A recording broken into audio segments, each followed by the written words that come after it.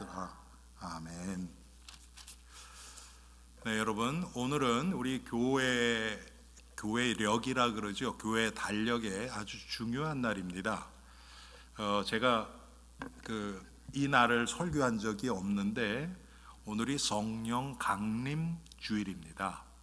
성령 강림 주일은 예수님이 승천하시고 50일째 되는 날입니다. 그래서 오순절이라고도 얘기를 해요. 여러분, 오순절은 들어보셨죠? 그렇죠? 순은 10을 뜻합니다. 그래서 오순, 그럼 50. 성령 강림절은요, 예수님이 이미 예언을 하셨어요. 정확하게 언제다 이렇게 예언을 안 하셨는데 사도행전 1장에 보면 예수님이 제자들에게 위로부터 성령이 임하실 때까지 너희가 전혀 기도에 힘쓰라 그래서 120명의 성도들이 마가의 다락방에 모여서 계속 기도했습니다. 한 열흘 정도를 기도했어요. 그러니까 예수님이 부활하시고 40일을 이 세상에 계셨단 말이에요.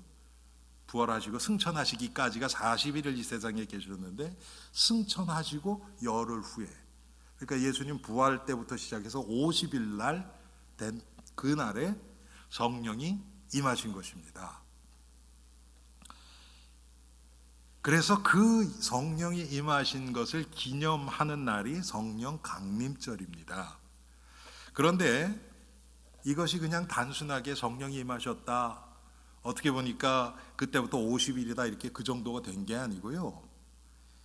이 구약과 신약을 통틀어서 아주 중요한 의미가 있습니다. 성령이 임하셨다는 얘기는 그때부터 성도들 한 사람 한 사람 안에 성령이 인도하시기 시작하셨다는 얘기도 되고요. 그래서 성령이 시작하신 것이 바로 교회입니다. 그래서 오순절날 베드로가, 우리가 13절까지 읽었지만 그 후에 보면 베드로가 사람들이 막 세술에 취한 것 같다고 하고 성령이 강림하니까 방언의 역사도 일어나고 막 그러니까 저 사람들 뭐냐 이상하다 막 그랬을 때 베드로가 서서 복음을 전파합니다. 그때 오순절이라는 유대인의 절기를 지키기 위해서 15나라에서 흩어져 있던 그런 교민들이죠. 쉽게 얘기하면 그 15나라에 있던 유대인들이 예루살렘으로 모여왔단 말이에요. 오순절을 지키기 위해서. 그들을 포함해서 많은 사람들이 그 설교를 듣고 그 날에 예수를 믿는 자들이 3,000명이 예수를 믿게 되는 놀라운 일들이 일어난 것입니다. 그래서 이 성령 강림하셨다는 것은 우리 기독교 역사에 아주 중요한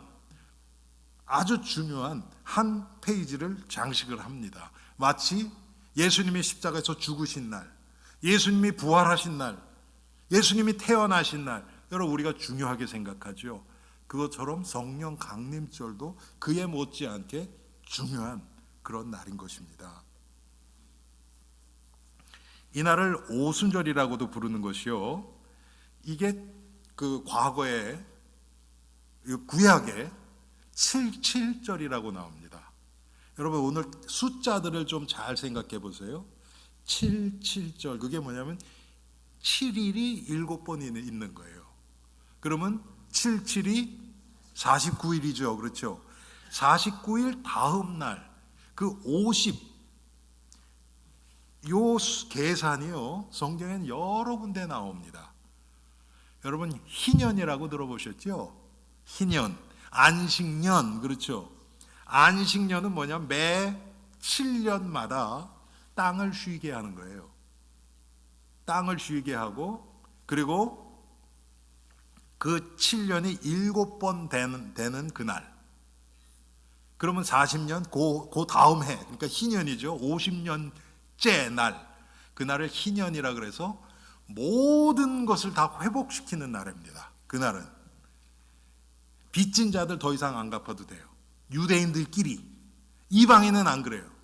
그런데 유대인들끼리 돈이 없어서 자식을 노예로 팔 수가 있습니다. 그러면 희년이 되면 그 노예를 해방시켜야 돼요. 그래서 여러분 구약에 모세오경에 보면요, 그거에 대한 뭐라 그럽니까, 원리를 얘기를 해요. 예를 들어서 작년이 희년이었다 그러면 49년을 지나야 희년이 되잖아요. 그런데 올해 자식을 팔아야 된다 그러면 49년 후에 해방이 되잖아요. 그럼 이 종으로 사용할 수 있는 기간이 길지요. 그렇죠? 그러면 종의 가치가 많이 나는 겁니다. 이해가 되세요?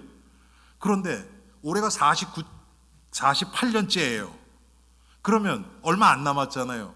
그럼 지금 팔으면 1, 2년밖에 노예를 써먹을 수가 없잖아요. 그러면 그 값어치가 아주 적어지는 거예요. 이해가 되세요, 여러분? 모든 것이 다 그렇게 계산이 됐단 말이에요. 그런데 그 77절 절기 고날이 오순절이고요. 또 그날은 또 어떤 날이냐면 맥추절이라고 여러분 들어보셨을 거예요. 그렇죠? 그게 유대인들에게는 추수감사절이에요. 추수에 대한 감사를 하는, 열매를 하나님께 감사하는 바로 그날이란 말이에요. 이게 모든 것이 다 이렇게 들어맞는 거예요. 구약과 신약과 하나님이 하시는 일이 하나로 딱 들어맞는 겁니다. 그래서 이날에 성령이 강림을 하셨어요. 먼저는 120명 성도들에게 임하신 것입니다. 그런데 그게 한 번 임하신 사건이에요. 여러분, 지금도 다른 교단에서는요, 계속해서 성령 강림, 성령 받아야 된다, 성령 세례 받아야 된다, 구원 받은 사람도 성령 세례 받아야 된다 그러거든요. 그것은 성경적으로는 틀린 거라고, 바른 게 아닙니다. 왜 그러냐? 성령이 강림하신 건 이때 한 번이에요. 인류 역사상 딱 한 번. 그런데 그 성령 강림이 지금 우리에게는 어떻게 지금 나타나느냐? 우리가 예수님을 구주로 믿을 때, 영접할 때, 그때 성령이 우리 안에 들어오시는 겁니다. 그래서 우리에게, 개인에게 강림하시는 거예요, 그때. 그런데 보편적인 성령 강림은 인류 역사에 딱 한 번이에요. 이 성령이 우리에게 오셔서 지금 구약에 나타난 이 날을 표현하는 77절, 오순절, 맥추절, 이 모든 기능을 우리에게 성령이 임하시는 그 순간 동일하게 하시는 겁니다. 그래서 오늘 여러분들하고 성령이 강림하신 그 이유와 또 그것이 그냥 우연히 된 게 절대로 아니라는 것을 우리가 말씀을 통해서 확인해 보기를 원합니다. 아까 말씀드렸던 것처럼 성령 강림이 예루살렘 교회, 신약 교회의 시작이 되는 거예요. 여러분, 구약 교회하고 신약 교회는 많은 차이가 있습니다. 먼저는 구약 시대에는 안식일에 모였죠. 지금 우리로 얘기하면 토요일이에요. 그런데 신약 교회들은 예수 부활 후 첫날, 예수 부활하신 날이죠. 그러니까 안식 후 첫날, 죄송합니다. 안식 후 첫날, 예수님 부활하신 날을 기념해서 지금 우리가 주일에 이렇게 모여 있잖아요. 왜? 우리는 이제는 그 개념이 조금 바뀐 거예요. 똑같은데 과거는 하나님이 6일 창조하시고 7번째 쉬신 날을 기념했다고 하면 지금은 그 쉼이, 여러분, 그리스도의 부활이 없으면 어떻게 참 진정한 쉼이 일어나겠습니까? 그래서 우리 신약을 사는 성도들에게 있어서는 예수님의 부활이 모든 것을 다 바꿔버렸거든요. 그래서 그날을 기념해서 예배를 드립니다. 구약은 예수님이 아직 오시지 않았던 시대예요. 그래서 사람들이 제사를 드리러 갈 때 피제사, 짐승, 이 동물을 데리고 가서 피제사를 드려야 됐어요. 우리는 지금 그럴 필요가 없어요. 왜? 그 동물의 원형 되시는 예수 그리스도가 이미 십자가에서 피를 흘리셨어요.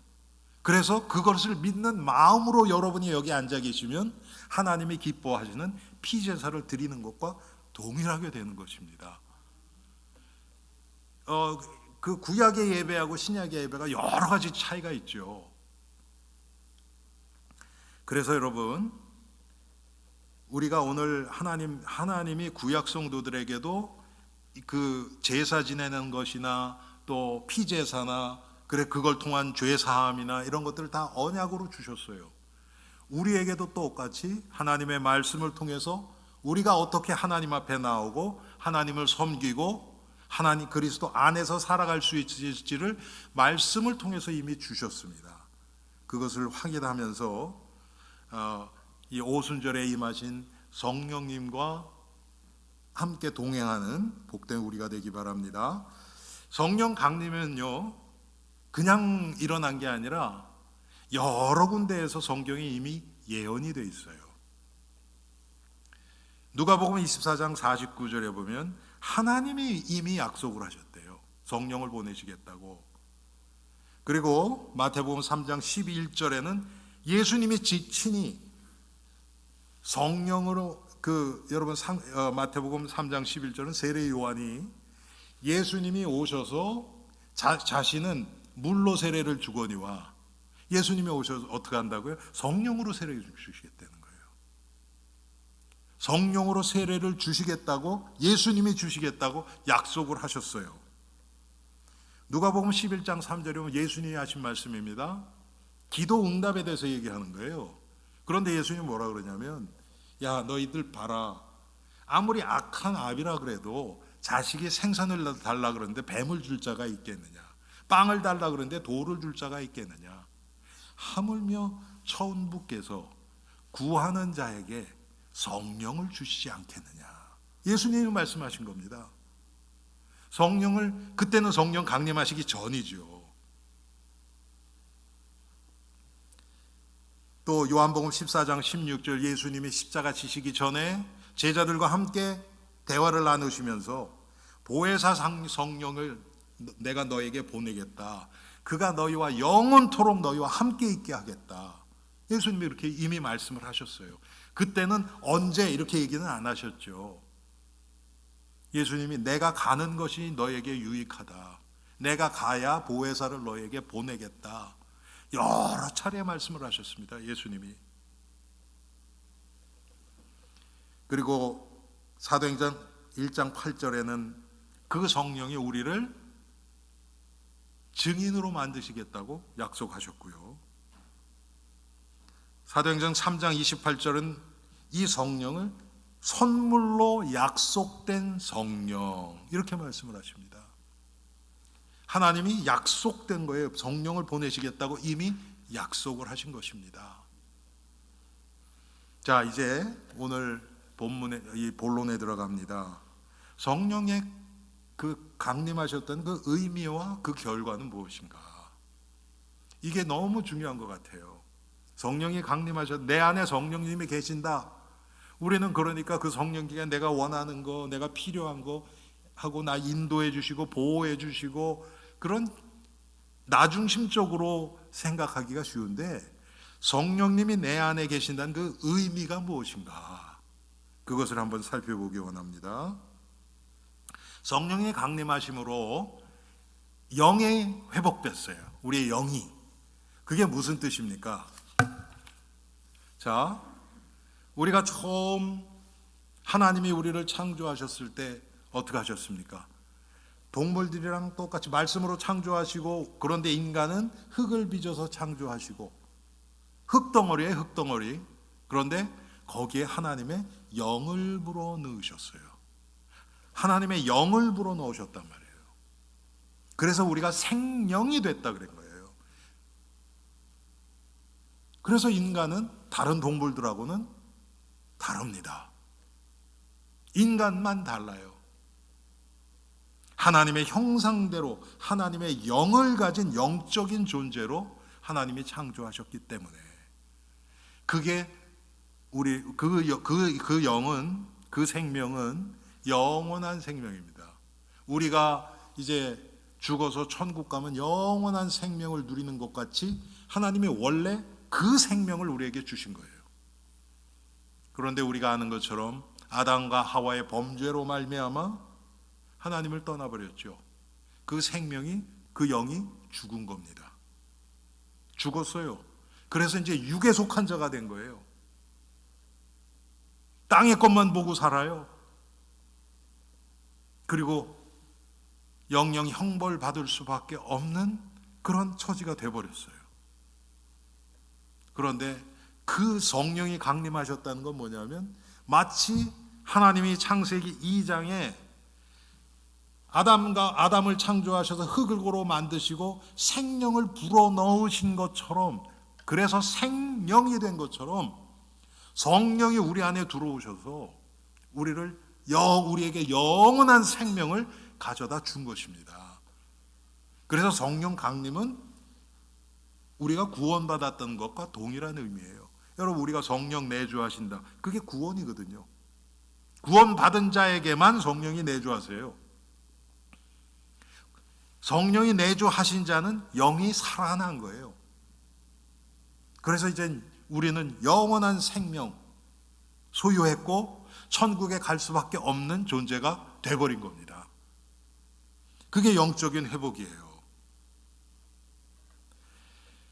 여러분, 이 영적인 죽음이 얼마나 심각합니까? 하나님이 계신지도 알지 못해요. 영원한 세계가 있는 것도 몰라요. 내가 죄인인 것도 당연히 몰라요. 당연히 죄에 빠져서 우리의 욕심을 위해서 살아갈 수밖에 없는 처지가 된 겁니다. 그래서 창세기 6장에 보면 이 노아 시대 때인데요, 하나님이 이렇게 말씀하십니다. 하나님이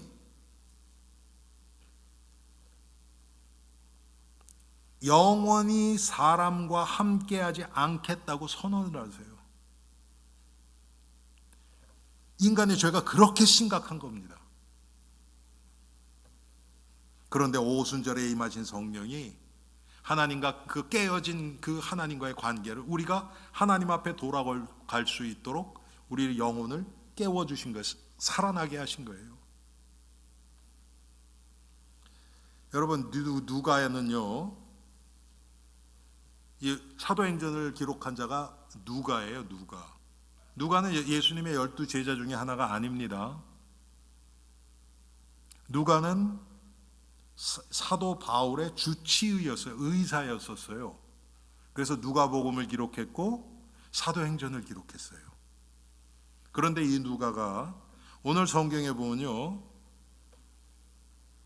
성령의 임재 사건을 지금 기록을 하는데 온 집에 가득했다, 이런 표현을 해요.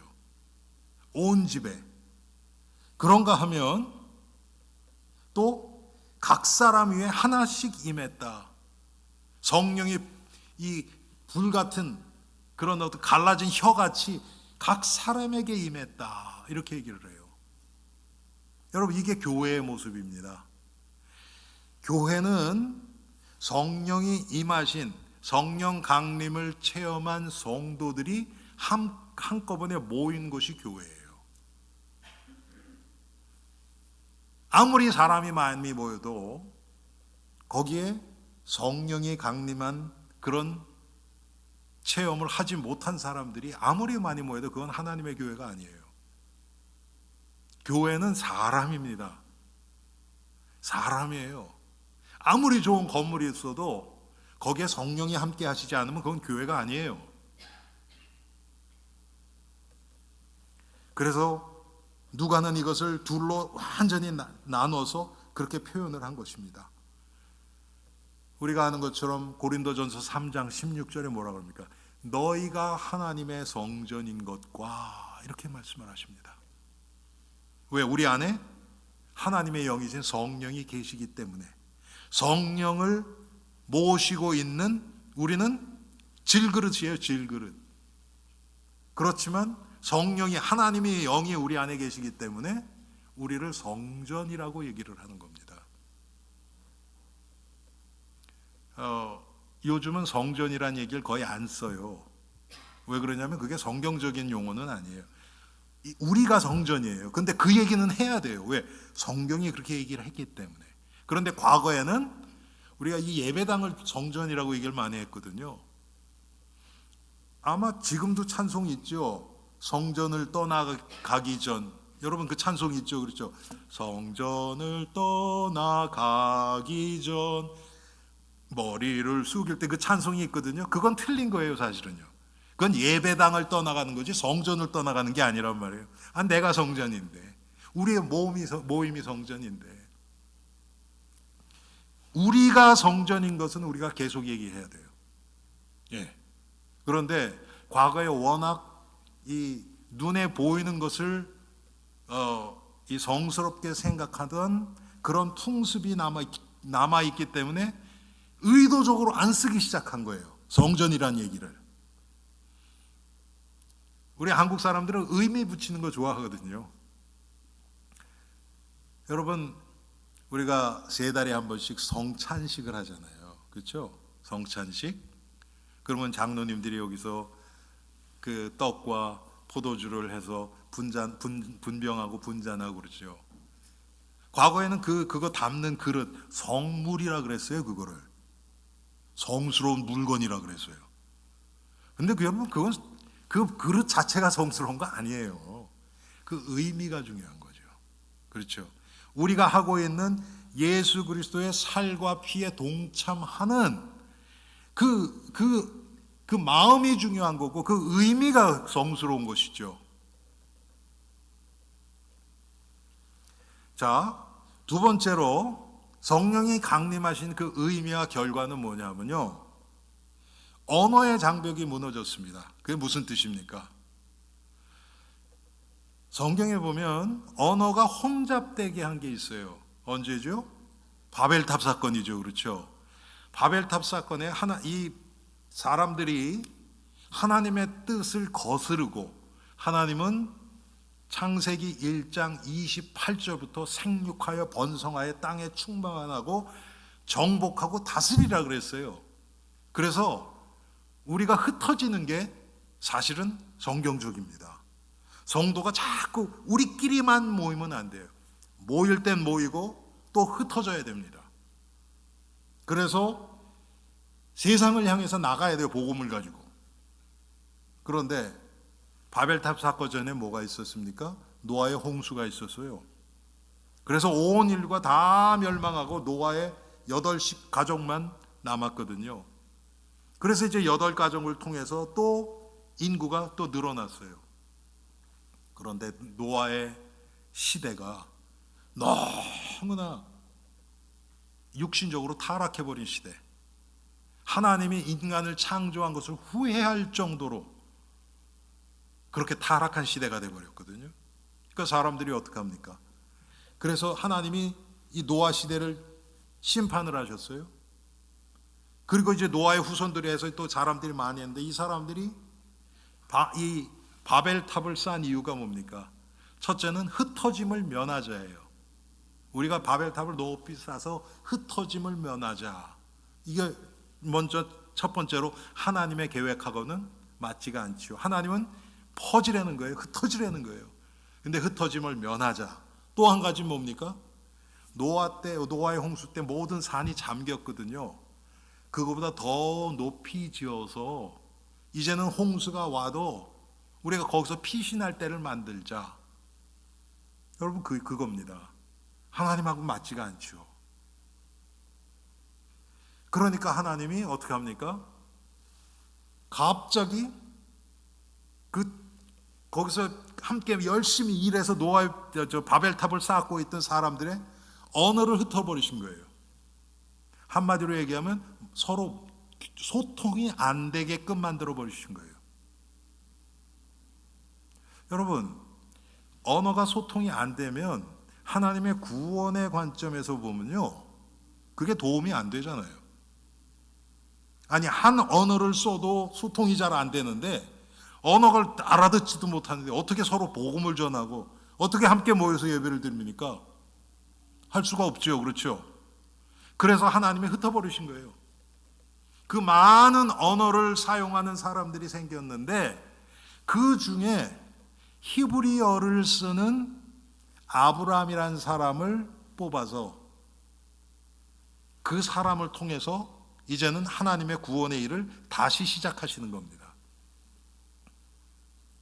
그런데 그래서 바벨탑 사건은 언어를 흩어버린 거예요.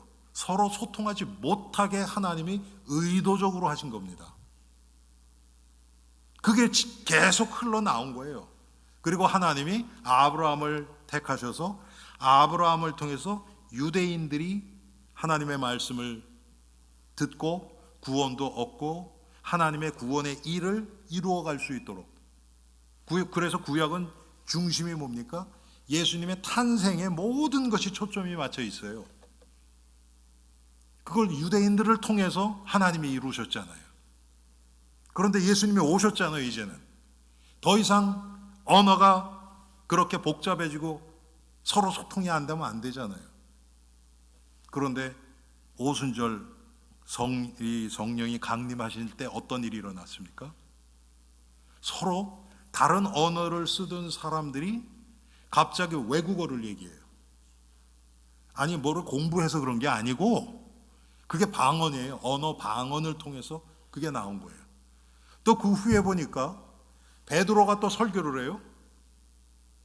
베드로는 뭐 이렇게 공부를 많이 한 분이 아니기 때문에 아마 히브리말 했겠죠. 그런데 15나라에 온 사람들이 뭐라고 그러냐면, 아니 분명히 저 베드로라는 사람은 히브리어로 말을 하는데 어떻게 우리의 언어로 들리느냐. 여러분 이게 방언이 그렇게 해서 막 이상한 말만 하는 천국 방언도 있어요. 그런데 그것만이 아닙니다. 예를 들어서 여러분 영어 잘 안 돼서 힘들어 하시는 분 계시죠? 예? 아마 거의 대부분 다 그러실 거예요. 여기 제가 이렇게 둘러보니까 영어를 더 잘 하시는 분은 아마 거의 안 계신 것 같은데, 영어 방언을 받으면요 여러분 나와요. 그냥 전혀 안 믿어지는 얼굴인데 하나님이 복음의 유익을 위해서 그렇게 하세요. 제가 과거에 뭘 봤냐면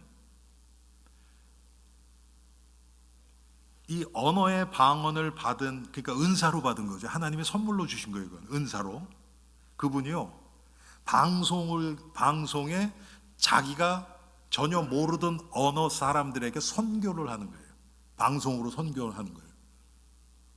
그러니까 자기 생각, 우리 같으면, 저 같은 경우는 한국말로 선교를 하는데 저 아프리카 어느 부족의 언어로 그 사람들한테 전달, 입에서 나오는 거는 그 언어로 나오는 거예요. 이게 방언이에요.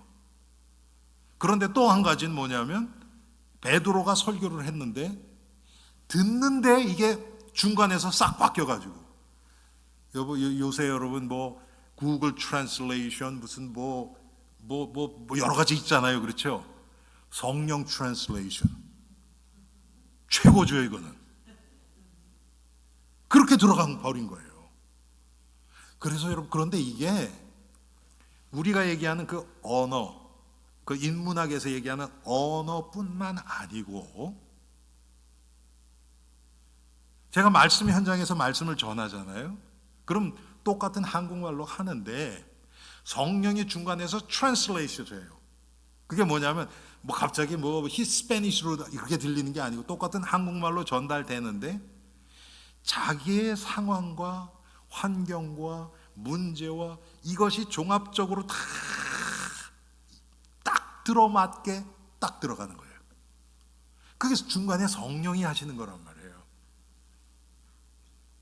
제가 지난주에도요 목요일 날 그 우리 군부대가 설교하고 같이 점심을 먹으러 갔어요. 그런데 거기서 한 10분 정도 이제 차를 타고 가서 어떤 식당에 갔는데 어떤 분하고 저하고 제일 먼저 도착했어요. 근데 갑자기 뭐라 그러시냐면, 목사님 어떨 땐 소름 끼쳐요 그래요. 그래서 뭐가요 그랬더니, 보통 이제 저는 거기서 식사하고 저는 나와요. 그분들은 뭐 앉아서 또 뭐 얘기하고 또 커피 마시러 가고 막 그러거든요. 뭐 시간도 있고. 그러니까 쉽게 얘기하면 그 뭡니까? 예, 그렇게 시간도 있고 뭐 다 여유 있으신 분들이니까. 그런데 저는 이제 일찍 나오는데 자기네들 이렇게 모여서 한 얘기를, 그래서 이제 그 가운데 보면 이건 모르겠다 막 그러는데 그 다음 주에 보면 제 입에서 그게 툭 튀어나온다는 거예요. 그러면서 자기네끼리 뭐라 그랬냐면 목사님이 여기다 CCTV를 달아놨나 그럴 정도로 완전 소름 끼치 그럴 때가 많다는 거예요. 여러분 제가 뭐라 합니까? 저분 그분들을 잘 몰라요. 일주일에 한 번 만나서, 그것도 거기서 딱 만나서 말씀 전하는 거 외에는 몰라요. 잘 그분들이 어느 교회 다니는지도 몇 분은 아는데 잘 몰라요. 그냥 성령이 이렇게 하시거든요. 우리의 마음 중심이 정말 하나님을 향하고 하나님의 소원, 이 영혼 구원에 다 가 있으면 하나님이 그것을 위해서 모든 수단 방법 다 동원하셔서 하나님의 뜻을 이루어 가십니다. 지금 그게 사도행전 2장에 그대로 일어난 거예요. 그래서 여러분 사도행전 2장 성령이 강림하셔서 흩어진 언어를 다시 모으는 거예요. 처음에는 못 알아듣게 하셨는데 이제는 서로 알아듣게 만들어 버리셨단 말이에요. 이 역사가 일어난 거예요. 여러분 제가 지금 한국말로 설교를 하고 있는데 여기 계신 분은 한국말 다 이해하시는 분들이에요. 그런데 한국 사람들도 소통이 안 될 때 많이 있죠. 분명히 나는 이걸 얘기하는데 이 사람은 딴 얘기를 해. 속 답답해 죽겠죠. 여러분 그럴 때. 아니 한국말을 잘 모르는 사람이 그렇다면 그냥 한국말을 잘 모르는가 보다 그래서 내가 속상할 이유는 없거든요. 다 알아듣는데 의도를 몰라. 답답하죠. 그런데 그리스도 안에서는 그게 된단 말이에요. 성령 강림하셨다는 것이 단순히 성령이 내 안에 들어오셨다 그걸로 끝나는 게 아니에요. 모든 것의 회복입니다. 그래서 아까 제가 희년을 말씀드린 거예요. 희년은 모든 것에서 회복입니다. 빚진 자는 빚 탕감되고요. 노예로 팔렸던 자는 그것도 하고, 무슨 담보물로 해서 뺏겼던 거 밭을 넘긴 사람 그것도 회복되고요. 다 회복되는 거예요. 그게 성령이 강림하신 때 일어난 겁니다. 자, 성령이 강림하셔서 언어가 회복됐죠.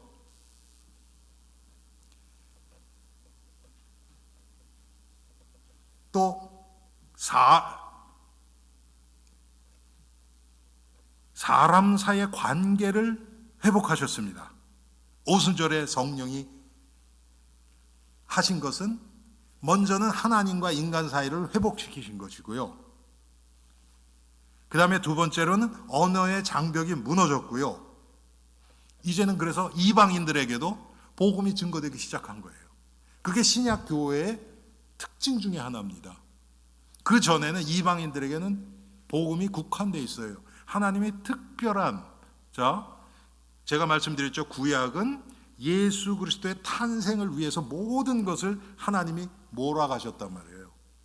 그 예수님의 탄생에 관계가 된, 도움이 된 그런 이방인들이 구원받은 그런 증거들이 구약에는 몇 군데 나와요. 그런데 보편적으로 보면 이방인들에게는 복음이 막혀 있었어요. 그런데 성령이 강림하시고 이젠 그것이 완전히 오픈됐어요. 그게 신약교회에 시작된 겁니다. 그러면서 여러분 복음을 증거하기 위해서 언어가 제일 중요하잖아요. 지금 같은 경우는 뭐 글로 또 영상으로 여러 가지가 있지만 이때 당시에 뭐가 있었습니까? 여러분 필기 도구도 구하기 힘들었어요. 이때는 뭐 땅에 쓰는 거야 할 수 있겠죠. 그런데 그걸 남들에게 어떻게 전달합니까? 여러분 아시는 것처럼 그때 그 양의 가죽에다가 쓰고 또 그 넓은 잎사귀, 파피루스라 그러는 여러분 넓은 잎사귀 그걸 말려서 거기다 쓰고 그랬잖아요. 그거로 얼마나 전달이 되겠어요? 다 말이란 말이에요. 그런데 소통이 안 돼. 어떻게 복음을 전해요? 그런데 성령이 강림하셔서 방언이 터지고 서로 다른 나라 말을 내 언어로 알아듣고 이런 일이 일어났단 말이에요. 그 다음에 사람 사이의 장벽이 무너졌습니다. 하나님과 인간 사이, 또 사람 사이의 장벽이 무너졌어요. 오순절을 지키기 위해서 15나라에서 다른 배경을 가지고 온 거예요. 쉽게 얘기하면 우리는 지금 미국에 사는 재미동포라 그러죠. 그렇죠. 제1동포가 있고 또 유럽에 있는 사람들은 뭐라 그래요. 하여튼 뭐 여러 동포들이 있잖아요. 그 사람들이 다 한국에 모인 거예요. 그러니 다 다르죠. 배경도 다르고 기준도 다르고 뭐 다 다르겠죠. 그런 15나라 사람, 그것도 뭐 지금 거의 여기는 제가 보니까 미국에서 태어나신 분이 한 분도 안 계세요, 여기.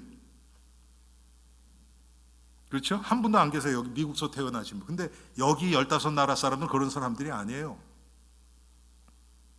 이스라엘이 지금 수백 년 동안 로마에 속국돼 있고 아주 오랫동안 그랬단 말이에요. 그러니까 3세, 4세, 5세도 있을 수 있어요.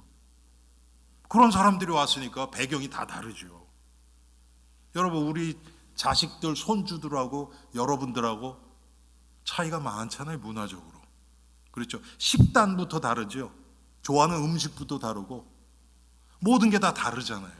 그런 식으로 15나라 배경과 모든 그 문화 배경이나 모든 것이 다른 사람들이 모였어요.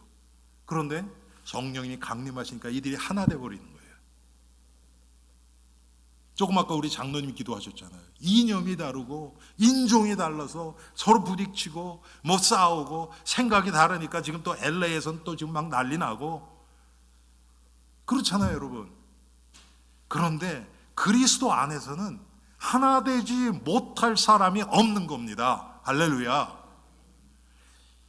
저는 진짜 감사한 것 중에 하나가 제가 굉장히 조금 이렇게 그 뭐라 그럽니까, 시각이 좁았던 사람이에요. 굉장히 좁았어요. 저는 그 예수 믿는 집안에서, 그것도 보수적인 장로교에서 나서 자랐기 때문에 다른 교단 성도들랑 교제한 적도 없어요. 저는 우리 교회 친구들, 제가 말씀드렸죠, 지난주 월요일 날 제가 처음 미국 와서 다녔던 학생회 우리 친구들 같이 모였거든요. 9명 중에 2놈은 캘리포니아에 있고 7명이 다 모였어요. 아주 좋은 시간 보냈어요, 신앙 안에서. 그런데 정말 그리스도 안에서 하나 되는 것, 제가 그 친구들 안에서도 그걸 보거든요. 이 친구들이 중간에 믿음에서 떠나면 떠날수록 이 모임에서 멀어져요. 우리가 몰아낸 거 아니에요. 그런데 스스로가 그렇더라고요. 우리가 그리스도 안에서 인종 모든 거 다 뛰어넘어요. 그런데 저도 굉장히 이렇게 그 뷰가 좁았던 사람인데 당연히 저도 지방색이 아주 강했던 사람이에요. 그런데 감사하게 그래도 우리 전임 목사님, 민병환 목사님이 그런 걸 아주 싫어하셨어요. 지방색을 아주 막 증오하다시피 싫어하셨어요. 우리 교회에서는 고향이 어딘지 잘 물어보는 사람도 없고 그렇지 않습니까, 여러분? 여러분, 우리 교회에서 지방색 그런 거 보신 적 있어요? 거의 없어요. 아주 없지는 않겠죠, 인간이니까. 그런데 복음으로 그거 하나 뛰어넘지 못한다. 여러분, 어떻게 되겠습니까? 또 많은 교회들이 보면 뭐라 그럽니까, 이 재정 상태에 대해서 얼마나 인컴에 따라서 사람들이 이렇게 교제하는 사람들이 이렇게 나뉜다 그래요. 그래서 친교 시간에 가보면 싱글 하우스파, 타운하우스파, 아파트먼트 뭐 이런 식으로 다 나뉜대요. 교회 색깔도 그래요.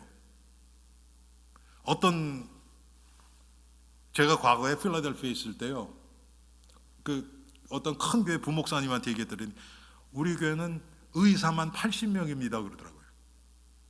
의사만 80명이래요.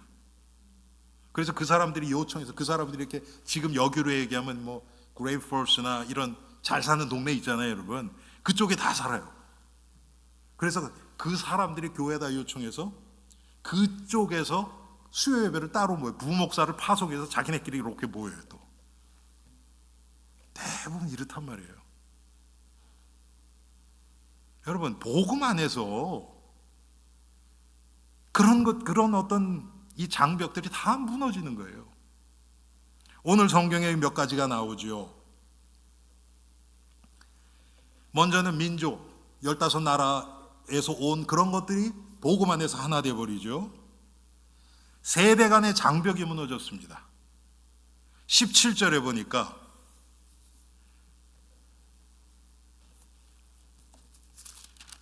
우리가 13절까지밖에 안 읽었는데 17절에요. 하나님이 말씀하시기를 말세에 내가 내 영을 모든 육체에 부어주리니 너희의 자녀들은 예언할 것이요 너희의 젊은이들은 환상을 보고 너희의 늙은이들은 꿈을 꾸리라. 이게 뭡니까? 성령이 다르게 역사하시는데 성령 안에서 하나의 목적을 위해서 이렇게 하신다는 거예요. 지금 우리 교회 젊은이들이 없잖아요. 여러분, 그걸 보시면서 언제 오나 이렇게 되면 안 돼요. 이게 지금 내 믿음 상태구나. 우리 교회의 믿음 상태구나. 우리가 그들을 받아들일 만한 영적인 포용력이 없구나, 이렇게 보셔야 돼요. 저는 그게 하나님 앞에서 맞다고 생각합니다.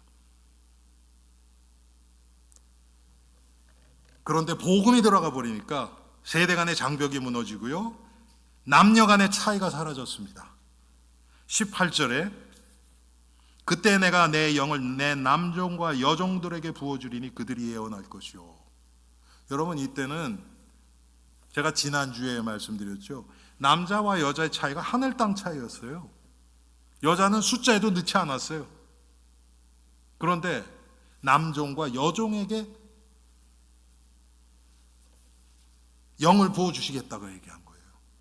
하나님이 성령 강림을 주시는데 남자들에게만 주고 여자는 조금 떨어지는 거 주고 이런 게 없어요. 똑같아요. 오히려 기독교 역사를 보면 우리 여성 신도들이 훨씬 더 하나님과 가까워진 그런 모습, 교회를 이끄는 그런 모습 훨씬 더 많습니다. 기도도 훨씬 더 많이 하고요, 하나님을 섬기는 것도 그렇고, 이 모든 것이 이미 요엘서, 오늘 이 본문 제가 오늘 우리가 읽지는 않았지만 2장 17절부터 21절까지의 말씀이 요엘서 2장에 그대로 예언된 말씀이에요. 그게 그대로 성취된 것뿐입니다. 자, 마지막으로 오순절 날의 성령 강림으로 교회가 시작된 겁니다. 하나님의 교회가 시작된 거예요. 그런데 이 교회는 이것을 위해서 예수님이 제자들과 그 주위에 있던 성도들에게 미리 당부하셨죠. 1장에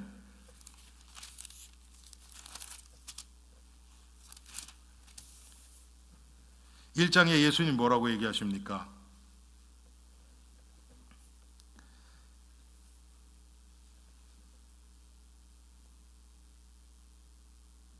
예수님이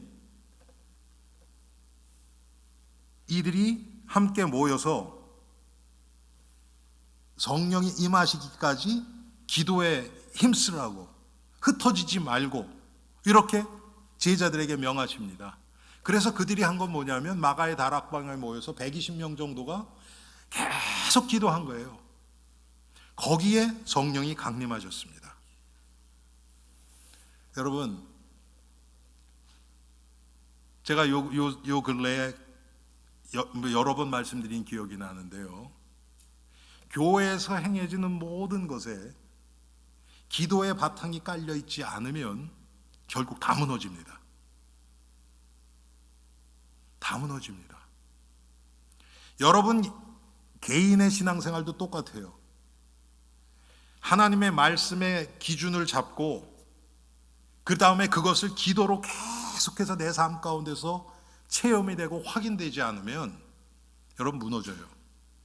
조그만 시험, 조그만 문제가 와도요, 그것을 이길 힘이 없어요. 그래서 예수님 먼저 기도부터 시키는 겁니다. 이들이 뭘 기도했겠어요, 여러분? 예수님이 성령이, 하나님의 영이 임하시기까지 기도하라 그랬거든요. 그럼 그 임하기를 기도했지 않겠습니까? 그때 무슨 뭐 내 자식 잘 되게 해주세요, 뭐 돈 많이 벌게 해서 그런 기도했겠습니까? 그런 기도가 아니란 말이에요. 하나님의 뜻이 이루어지기를 기도한 거예요. 그래서 교회는 이 기도의 바탕 위에 있어야 됩니다.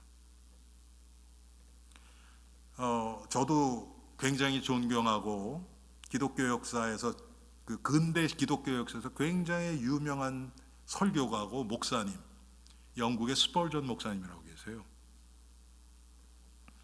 그분이 21살 때 런던에서 제일 큰 교회를 목회하셨어요. 21살 때. 여러분 생각해보세요. 21살이면 애 아닙니까? 지금 여러분 기준으로 보면. 그런데 런던에서 제일 큰 교회를 목회하셨어요.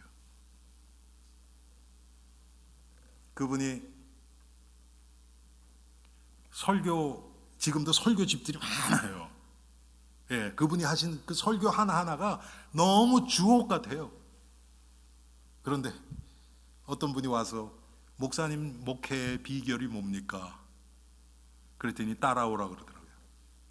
그래서 교회 한쪽에 가서 방을 딱 열었는데 그 교회 성도들이 한 몇 명인지 제가 기억이 안 나요. 계속 기도하고 있더래요.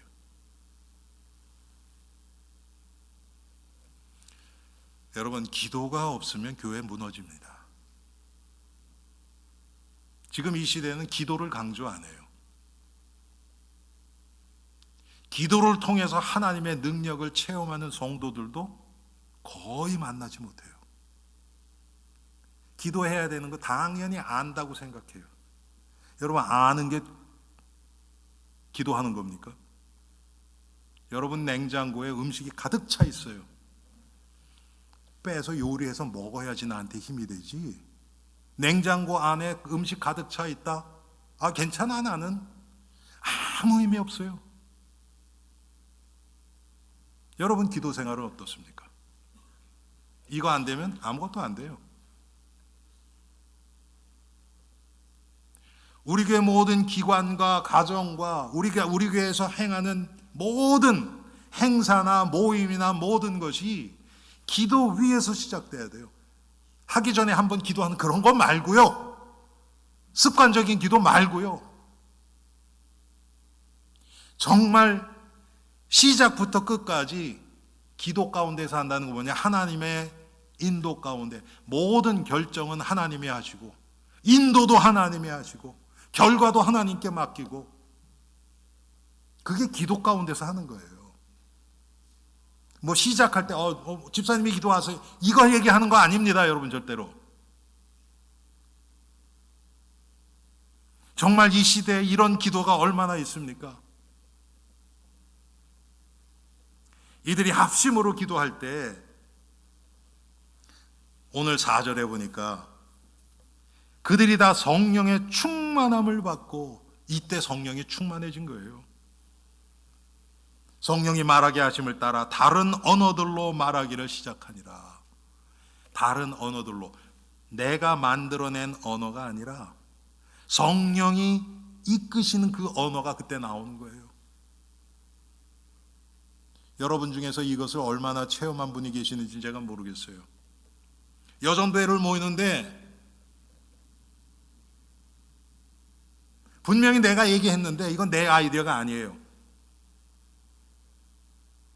성령이 주신 생각이란 말이에요. 다른 사람들이 놀랄 정도로, 아니 어떻게 집사님 머릿속에서 그런 얘기가 나와? 그럴 정도로 성령이 주시는 지혜가 있어요. 이런 것들이 우리가 계속 체험돼야 됩니다. 누구나 생각할 수 있는 것, 뭐 인터넷 뒤지면 금방 알 수 있는 것, 이런 생각 말고 성령이 이끄시는 그런 우리 엘림교회 가정과 개인과 모임과 기관들이 돼야 되겠죠. 이게 성령 충만의 결과입니다. 이렇게 교회가 시작하니까 이제 말씀 성취가 일어나는 거예요. 아까 말씀드렸던 요엘서 2장 28절 29절, 그게 오늘 사도행전 2장 17절부터 21절까지 그대로 나타난 거예요. 하나님의 말씀 성취가, 여러분들도 오늘 들은 말씀이 주중에 계속 생각나고, 아, 목사님이 말씀하신 그게 이거구나. 이래서 하나님이 엘림의 강단을 통해서 저 머저리 같은 오목사를 통해서 이런 말씀을 나에게 주셨구나. 이렇게 체험이 되셔야 돼요.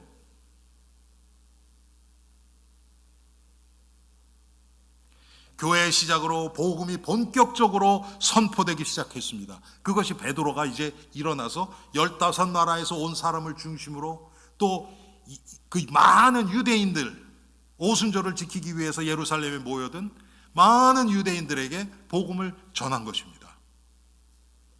그래서 14절부터 36절까지는 예수님 승천하신 후에 나타난 첫 번째 설교예요.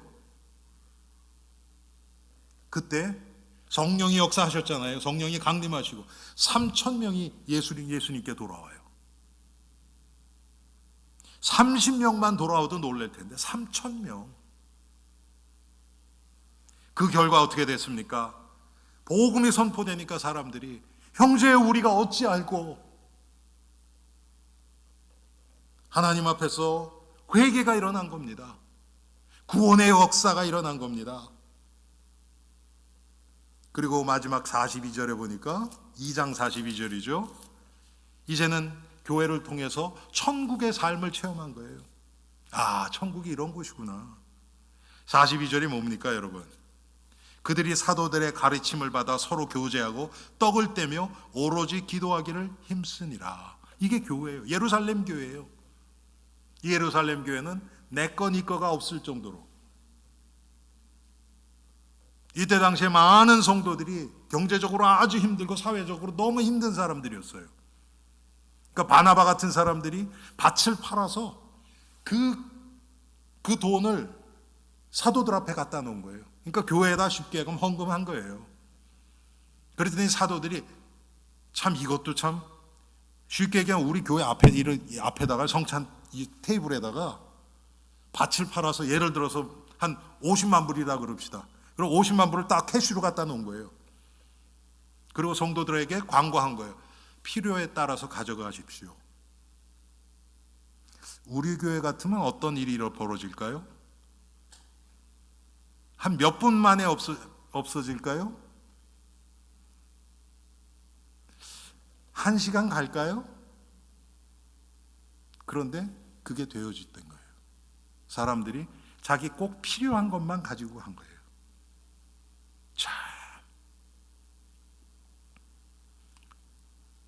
하나님의 천국이 체험된 거예요.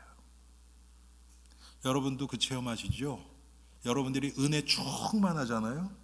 그럼 절대로 열리지 않던 지갑이 열려요.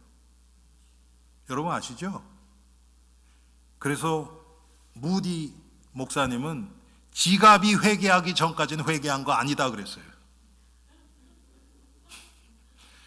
여러분 지갑은 얼마나 회개하고 계십니까?